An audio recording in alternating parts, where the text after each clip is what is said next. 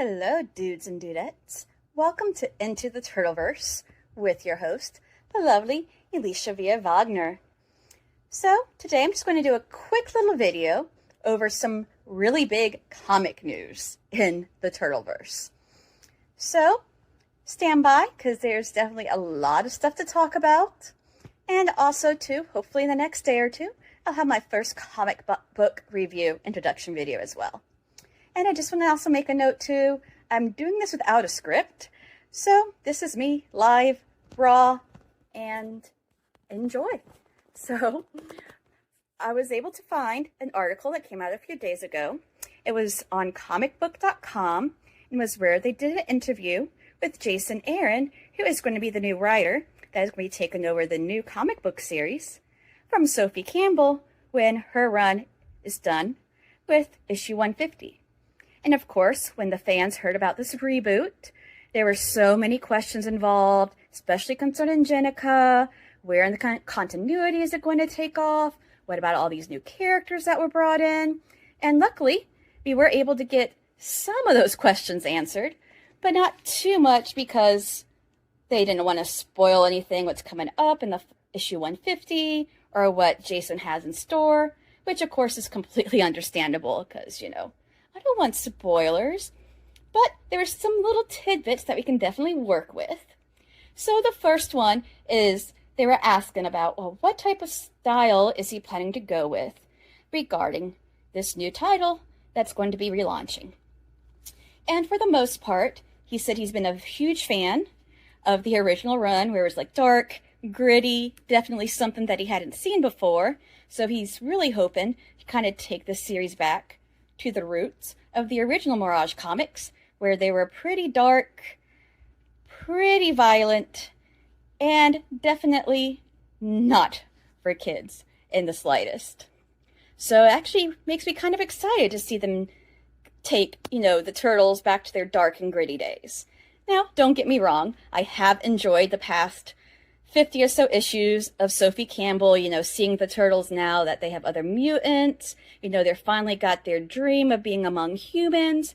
So it's actually kind of nice to take a backseat to all the trauma-inducing fights and big battles that they had to go into and just kind of see how, now that they are young adults, how they kind of fit and mold into this new world where they can actually interact with others outside of them.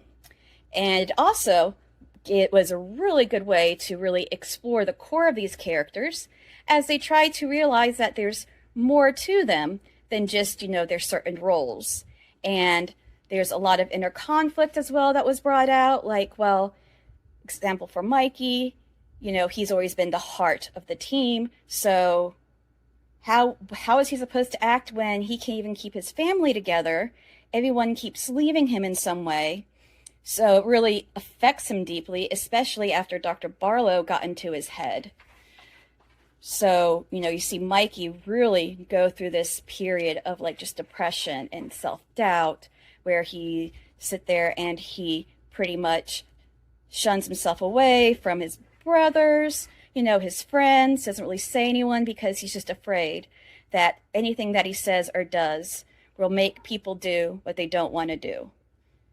So we got to see a lot of Mikey kind of going through this identity thing, and we see Leonardo, second guessing his ability to be the big brother, the master, the new head of the Yamato clan, and how he's trying really hard to let his brothers go and do what they want to do, while at the same time realizing that it's kind of separating them. Then, of course, you got Donatello, who's starting to become way too immersed into the magic side of things, especially guarding the Thin Place near April's house, and how he pretty much pushed all his brothers away just so he alone can focus on trying to stop the threat of Armagon. And so we kind of get to see him, too, kind of go through this whole character development as he's also trying to figure out more what his goal is. He's very sensitive to the fact that their family's fractured, and he's starting to realize that if they don't bring their family back, then the future is going to be pretty bleak. And of course, lastly, we have Raphael, who has definitely undergone more of a character development, personality change, especially having to deal with his breakup with Alapex. And that breakup actually helped him finally realize how to move on, how to let go. And of course, he decided that when they all were going to finally just like go their separate ways and kind of explore what they want to do, he decided to take his motorcycle with Pepperoni and just kind of drive across the country to clear his head.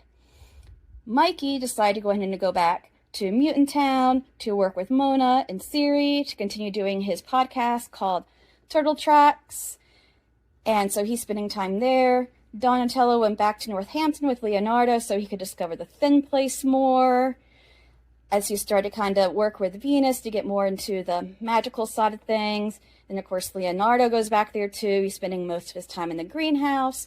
So you really see all these turtles separating. But it was just a nice change of pace to see, you know, the turtles actually having to deal with all the trauma they've done. All the stuff they've gone through, kind of trying to see how they fit in now. How they're supposed to go forward.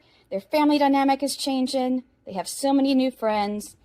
And I actually like the slice of life thing, you know. They have other partners who are interested in them, you know. Mona's really into Donatello, and Donatello being the whole antisocial one's kind of like really weirded out about it because he doesn't really know what to think. And, you know, Mikey's got all these new friends now. So it's kind of nice just to see them be, you know, brothers. However, the downside was that a lot of the four turtles were starting to take kind of a backseat to their story, and as the other side characters were taking more of a role, which is okay, but when you are reading turtle comics, you want to read about the turtles, the four brothers. I mean, don't get me wrong, I love Jenica, she's amazing, I love how they brought her in, but it's just like, I want to see more of the turtles. That's my love, is the turtles. So luckily, with this interview with Jason, we are going to be in for a treat because he is definitely planning to go back and focus more on the individual brothers and bring the focus back to the turtles, which is awesome. I am so excited for that. Now, to continue on, as I was saying before, is that he definitely wants to bring the tone back to, like I said, the original Mirage days, where it's more grungy, raw, had a lot of dirt and grime under its fingernails, very mature, violent, you know, bringing it back to his roots, which I am 100% for. I think that will be fun to read again. I mean, as much as I don't like seeing my turtle boys tortured and going through trauma, it's actually really exciting to see them to actually like work as a team and a brother to help save the world or save New York City or save some other universe or dimension from being annihilated. So that definitely has me excited here. Now, of course, a lot of fans are kind of wondering, well, it's a reboot. I'm sorry, it's not a reboot, it's a relaunch, which means that it's not redoing the story all over again, which I'm actually a huge fan of because, I mean, so far, every time the Turtles have been relaunched, they have definitely been taking a new spin on things, new origin story spin, which I love. Because in order for the franchise to last as long as Turtles has, well, you can't just keep recycling the same shit over and over and over again because it gets old. So I love seeing like the new takes, new origin stories, aka Rise of the TMNT, Mutant Mayhem. They've taken these turtles, what we love about them, and just, you know, kind of switched and put it on its head and make it, you know, still the key thing, but original elements, which is awesome. I love it's how you keep a franchise fresh. Anyway, so he did say that this is definitely going to be a continuation of the story that's been going on for so many years. However, he is planning to go back to what his connection point was with the Turtles back in the Mirage Studio days. So it is actually going to be a continuation, which is actually kind of cool because there's been so many years and so much turtle lore and verse that it just seems like a waste to sit there and just completely throw out all this rich character growth, all these character developments, this story that is just has so much background and history to it. Just doesn't make sense to throw it all out the window and start again with the same villains, the same origin story, you know. And also, now too, the Turtles are also a lot older than teenagers. As of right now, Leonardo is 22. And then I believe goes Donatello's 21, Raph is 20, and Mikey is 19, because they definitely aged through the years. So they're kind of no longer turtles, they're young adults now. So it's definitely interesting to kind of see where he's planning to take them now that they're a little bit older. So, because when they're a little bit older, you can do a little bit more. So I'm kind of glad they continue the continuity where we actually can see the Turtles as a little bit older, young adults, and exploring this new world where mutants and humans are actually living together. So very, very excited to see what he has in store for that. Of course, then we have, and I already pretty much said what's on this screen here, because I pretty much read this in advance. But anyway, he's definitely wants to, create a story in number 1 to where that anyone can pick it up, start the story, and just enjoy it. Even if they have no idea what's been going on in the past years with the Turtle continuity, if they've never read any stuff that before, that's fine. Because with these books like Alpha 1, and then the 4 individual issues based on the Turtles, and then of course the Teenage Mutant Ninja Turtles number 1, anyone will be able to pick up these books and be familiar with what Jason is planning to bring towards it, what the story is so far, what's happened so far. So you don't have to worry about going back and reading 150 worth issues of Turtles, because it's a lot. And not to mention, there's definitely a few spin-offs. It's not as crazy as Marvel. Oh God, no, thank God. I don't even think I'd be able to catch up with that. But so we definitely got a lot of that going forward. And I'm sorry if you see me keep looking off to the side. I'm trying to use my notes. And like I said, this is just me raw. And so you can enjoy me. But of course, as I said before though, too, is like we got Alpha number 1, which is pretty much going to be letting us know kind of where the story is now, kind of what's up with the continuity. And then after that, we have each individual series coming out based on the Turtles, as you can see by these pictures here.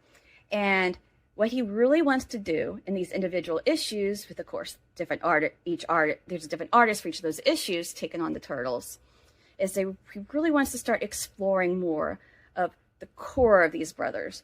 Who are they? Who are they really, now that they've kind of like, not really been fractured, but like kind of gone their separate ways. They're become older now, and he's planning to present each of the individual Turtles with their own challenges that they never faced before. So whether they be working together as a team, or these like individual stories before they meet up, no one really knows except Jason. And of course, he's trying to keep a lot of the stuff on the down low because he doesn't want to ruin anything.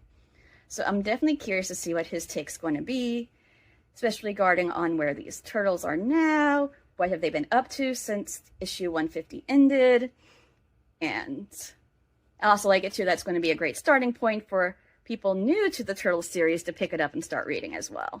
Because I'm really hoping with all these videos, some of my friends and stuff who are watching will be like, oh my God, this sounds really fun and read. I'm interested.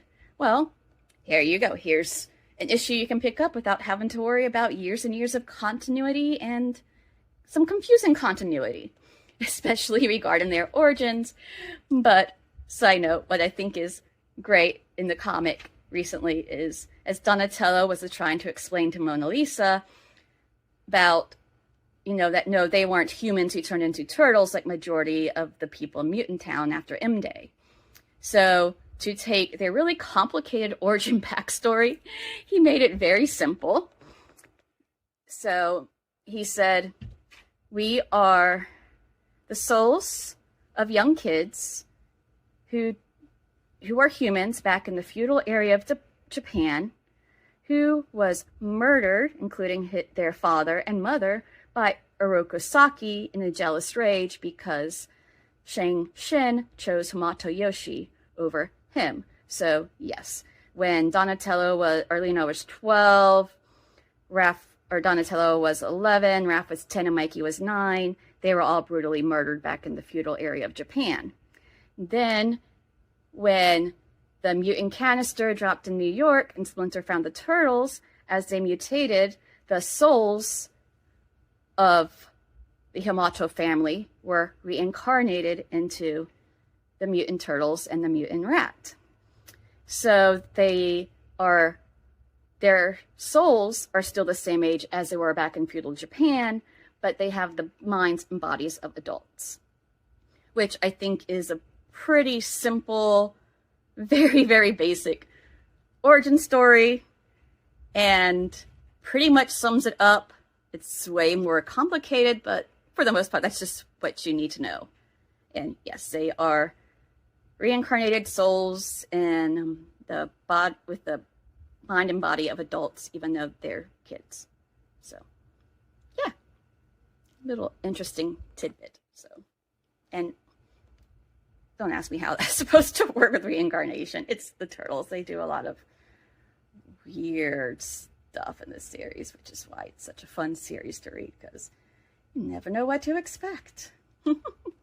So let's see, what else has he said here. Actually, I'm going to turn the camera this way, so I'm still facing you as I'm looking at my notes. Another big question in the Turtleverse is about Jennika, the fifth turtle, the adopted sister of the Yamatos. And the fan base is kind of divided on whether they like Jennika or not. There's fans who love her, some who don't. I myself think how she came about in her, how she used to be, you know, a police officer, well, not really a police officer per se, but she helped with Raph during Mutant Town. They were kind of like the law enforcement of Mutant Town before humans started to accept them. And she's always had this personality, kind of similar to Raph, only, you know, not as, but way more rough around the edges. You know, she hasn't had as much growing as Raphael has, but she's pretty much was actually a human. She was fatally wounded, and in order to save her life, Leonardo volunteered to donate his blood to her for a blood transfusion, and without realizing what would have happened, his mutagen blood mixed with her human blood caused her to mutate into a turtle. So that is why she is their half-sister, because, you know, Leonardo fused her with her blood. So it's pretty cool. I like how they barter into it, but of course, a lot of people are wondering about, well, what about Jennika? You know, she is the fifth turtle. She is their half-sister, so what are his plans for Jennika? Well, as of right now, all you can say is that they do have big plans for her, and especially as the Sophie Campbell's run starts ending. As to what those plans are, I'm not sure. He's being tight-lipped. But he is definitely still planning to bring her in, as well as other characters beyond the four brothers, because, you know, they have a lot of lore, background history, and they are just as important to the Turtles. But he doesn't want, and so he doesn't want to sideline them. However, there will be, like, sidelined a little bit because he really wants to bring the focus back to the four brothers. Focus on them, you know, kind of bring them back to where they are, who they are now, before he starts bringing in some of these other side characters. So I definitely like the fact that, you know, Mona, Siri, Bob, oh God, so many other minor characters I can't even keep track with now. Angel are not going to be completely sidelined. So they will be part of there, but how, we don't know. But for right now, his main focus is going to be on the four brothers. And hopefully that lasts for a good 20 or so issues, because I truly miss just seeing the four brothers together as family, because in the end of the day, that's why we like the Turtles. We love the brothers, and they've always been about family. Now, the last little thing that Jason did mention was that, well, who's going to be the next big villain? Because even during Sophie Campbell's run, they did have two big villains. You had the Rat King, who did a complete, oh, I wish I could say bad words on here. I might just have to beep it out. But pretty much screwed around with all their minds. And then you had Kitsune as well, who did a lot of mind manipulation, and then more recently, Dr. Barlow. And he also messed around with the Turtles' minds too, so it's kind of curious to see who the next big villain is. Of course, once again, he's not going to say anything, and he doesn't want to reinvent the wheel either. So the Foot Clan will still be a major part, which will be interesting, because I don't remember who took over the Foot Clan in New York since Splinter died. I know Karai was over the Foot Clan in Japan. I don't really remember.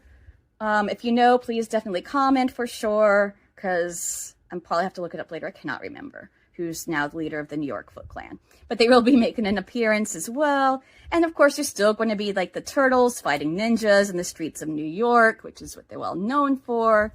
But he is planning to get there in different ways with the brand new villain that's definitely going to be the heart of the story, and that the Turtles will be having to deal with. So as to what this new villain is, I don't know. I'm excited. As to what other places he can take these Turtles to, I'm no clue, because they've pretty much been to every place possible except for heaven and hell. But to be fair, I think they may have, maybe not in this series, but I'm swearing one or two other different series or incarnations they actually were in hell at one point. So as to where these new places he's planning to take them, no clue. Maybe it's another brand new dimension. Maybe it's another galaxy with new planets. I mean, it's the Turtleverse. They can go pretty much wherever and make up whatever they want. And what's interesting too, though, is that we also asked, well, what about crossovers? Because the Turtles are big for doing crossovers, like Stranger Things, Ghostbusters, Power Rangers, Batman. Who else have they crossed over with? Oh my god, so many. I can't even keep track of all the titles that they've crossed over with. But he was thinking that it would be kind of cool to like do a crossover with maybe some of the Marvel characters, such as like Thor. And then, of course, the website that was doing the interview was like, well, if that's the case of Thor, which one of the Turtles do you think would be able to lift Thor's hammer? And of course, he doesn't really know, but I think it would be kind of cool if they did like some sort of crossovers with the Turtles, somehow ending up in the Marvel verse. I mean, it's the Turtles. They've been in Street Fighter crossovers, Ghostbusters, they've Stranger Things. I mean, why not Marvel? Why not DC? Why not Godzilla? I mean, the series is just bonkers, which is why it's so much fun, and I love it so much. So, thanks to this interview, we did get some answers to our questions, while at the same time also giving us more questions that we want answers. And of course, I did link down below the full-length website of the interview, so you can actually check it out and read the full story, because like I said, I just hinted at a few other things. Now, the only other comic book news that I want to share with you guys that has me super, super stoked is that for the Teenage Mutant Ninja Turtles Saturday Morning Adventures, which is the comic book run that I'm going to be reviewing, with the first episode hopefully coming out in the next day or two.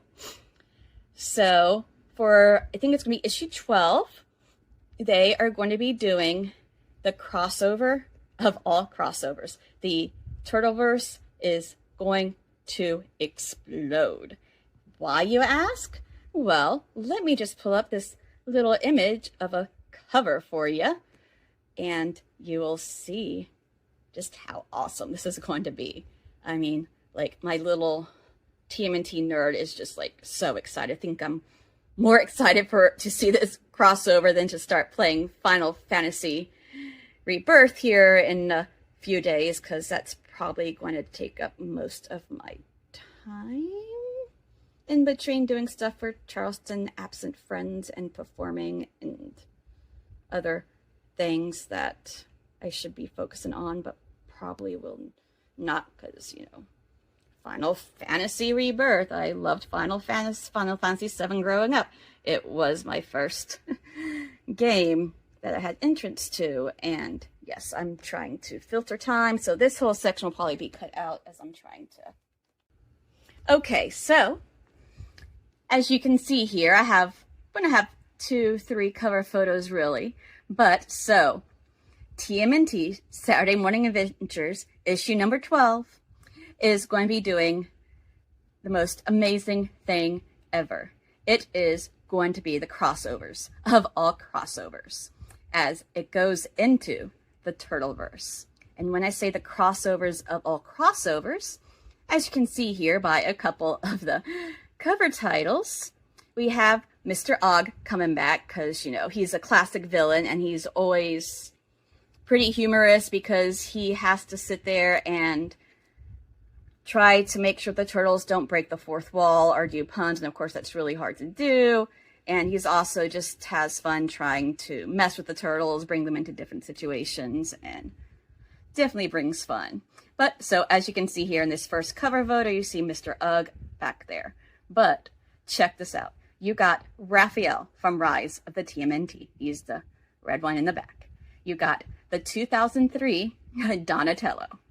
You have the 2012 Mikey. You have the very original Leonardo, and then you have Jenica from the IDW verse. And if you just look at it, you can definitely see how each of those designs look different from the current turtles in this universe. And you can even see Raphael in the corner there, very much like confused and probably breaking the fourth one somehow, like, what is this? Like, he's probably thinking, like, what are the writers doing now? Just, yeah. And of course, this is another really cool little cover art. You see 4 of the turtles there, and Raphael's still pretty much just annoyed, like, he's done. He's like, okay, this is, like, way even beyond him as far as fourth wall goes. And then last but not least, we get this last little cover photo, which says Turtles versus more Turtles. And so, yes, this is definitely awesome. And as you can see in the bottom too, you have Mr. Og, who's sitting there like you're one pizza eating second away from the sewer shaking battle you thought could totally sort of happen. So, yes, this is going to be the crossovers of all crossovers. And I am stoked.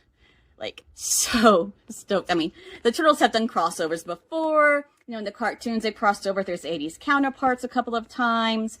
I think there was one movie like Teenage Mutant Turtles Forever where they kind of did something similar, but seeing as to how the comic book Saturday Morning Adventures is usually just off the wall, fourth wall break-in, not taking itself seriously, I cannot wait to see how it is, especially, you know, with very serious Leonardo. You got Raphael from Rise, who's, God, he's such a good character. And you got really fun-loving Mikey.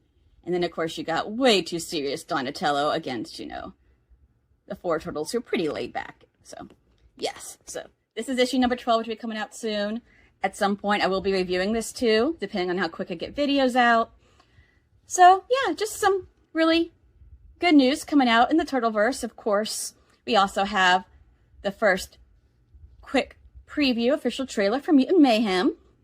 And as much as I would love to go into details about that, I'm already at 30 minutes on this video, so I'll just leave that for another time as we get more information. But thanks again for listening, and as more news comes out, I'll definitely be reporting. Do stay tuned the next couple of days for my first video, where I'll be reviewing Teenage Mutant Ninja Turtles, Saturday Morning Adventures Issue 1, Into the VR, and I might also have some other news in the Turtleverse too. So, once again, have a great time. Thanks for listening. Subscribe, like, share.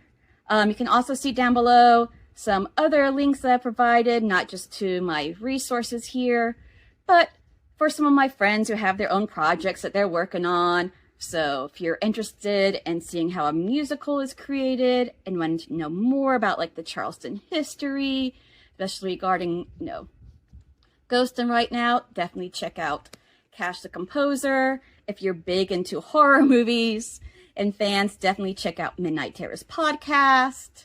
If you're here local, a friend of mine does amazing, very beautiful eyelashes. So there's a link to Chromatic Fox Studios down there. There's also a link to my cosplay page. And who else is down there? Oh, yes. How can I forget them? I also have links to my friend Mia Shavi. Sorry if I got that wrong. She has her store where she does a lot of very cute earrings, any types of jewelry. She does costume pieces. Highly recommend checking her out. Her work is amazing. And then her partner, he has his own page too, Rusted Gear Art, and he does a lot of really detailed images of ships, especially from the Star Trek universe. So definitely recommend checking out all of those links down below. You know, support my friends. And that's about it. So later, dudes and dudettes.